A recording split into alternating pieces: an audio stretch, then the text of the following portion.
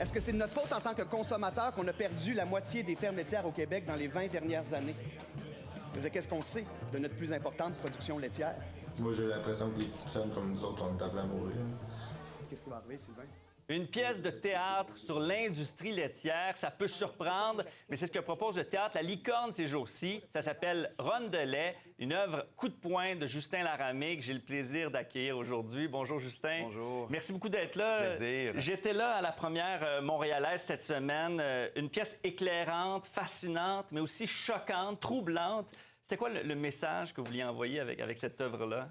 Pourquoi on a perdu la moitié des fermes laitières au Québec au cours des 20 dernières années, malgré le fait qu'il y a un système en place, la gestion de l'offre, qui est justement supposé être en train de protéger ces fermes laitières familiales-là? C'est un concept complexe, hein, la gestion de l'offre, puis vous prenez 2 heures pas mal pour nous la vulgariser. Exactement. On essaie de faire le tour, du moins de l'expliquer simplement. C'est une entente entre 3 parties, les producteurs, les transformateurs, le gouvernement, donc nous. Oui. Et repose sur 3 piliers: offrir un salaire décent aux producteurs laitiers, gérer la production sur notre territoire, puis contrôler les frontières. Et qu'est-ce qui marche pas en ce moment là-dedans? Dans ce que moi j'aborde a priori, c'est le contrôle des frontières qui n'est pas respecté. Les transformateurs, dans ce qu'on explique dans le spectacle, qui est dans le fond le cœur de l'enquête, c'est le lait diafiltré. Comment ça se fait que cette protéine liquide américaine a fait pour rentrer au pays dans la confection de nos fromages, dans nos usines de transformation ici au Québec? Donc, si le gouvernement ne contrôle pas les frontières, bien, ça vient débalancer l'offre et la demande dans un système sous gestion de l'offre avec des quotas. Parce que vous parlez d'enquête, mais c'est une pièce de théâtre, un théâtre de documentaire. Oui. Expliquez-nous votre processus créatif.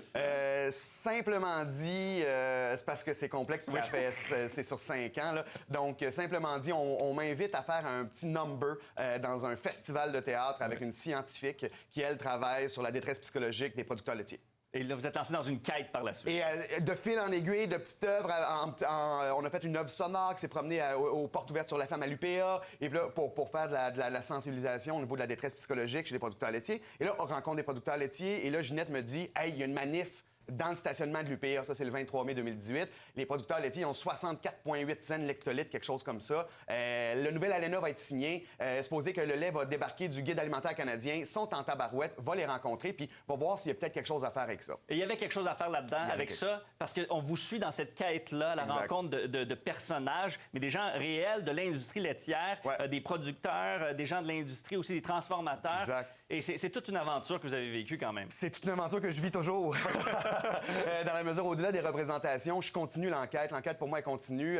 Parce qu'après le lait, la grande question, c'est où sont les vaches cachées dans la forêt? Non, Ah oui, ça shit cette semaine. Non, mais c'est vraiment une question sur qu'est-ce qu'on fait avec ces vaches-là. Je m'en vais davantage sur la viande maintenant. Oui. Comment ça se fait qu'on a 400 000 vaches, mais qu'on n'a aucune idée c'est quoi le bœuf qui est vendu en épicerie? Cette affaire-là. Vous voulez nous sensibiliser comme consommateurs également. Puis on apprend des choses incroyables. Là. Les veaux mâles, par exemple, au Québec, là, sont tués souvent dès leur naissance là, dans l'industrie laitière.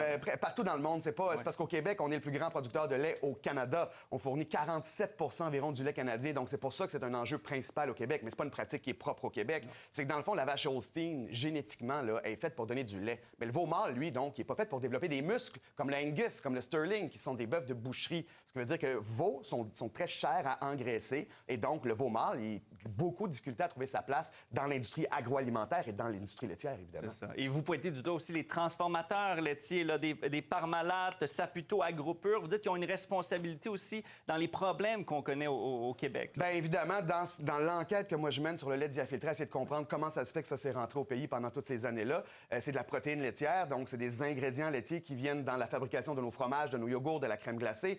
Il y a eu le lait diafiltré, mais il y a aussi genre les huiles de beurre. Par exemple, on peut pas, nous autres, importer du beurre. Sauf que les transformateurs sont arrangés pour importer des huiles de beurre. Donc c'était 51 sucre, 49 beurre. Ça rentrait dans la confection de nos crèmes glacées. Toutes ces entourloupettes-là, les transformateurs trouvent toujours des façons pour faire des brèches dans la gestion de l'offre. Et nous, on dit que c'est un système qui a rendu ces entreprises-là riches, qui leur donne presque des trésors de guerre, parce que les autres, ils savent à chaque année combien ils vont en vendre. Tout ça est coté, tout ça est calculé déjà. Donc, à partir de ce moment-là, on demande aux transformateurs d'arrêter de contourner la gestion de l'offre. Donc, on voit que c'est pas une œuvre théâtrale habituelle. Il y a du contenu, pas à peu près. Vous avez une dénonciation à faire et vous voulez vraiment éveiller aussi le consommateur. Ça, c'est peut-être le message clé qu'on retient un peu de l'œuvre. En fait, c'est ça, c'est que, vous l'avez vu, c'est à la limite, il y a beaucoup d'humour dans le spectacle. C'est difficile à dire comme ça. Les gens font, ben là, t'attends un peu, là. Détresse psychologique, enquête journalistique, humour, comment ça va de pair? Ben ça va justement avec l'histoire d'un père de famille de 2 enfants qui, quand on va à l'épicerie, veut savoir ce qu'il achète.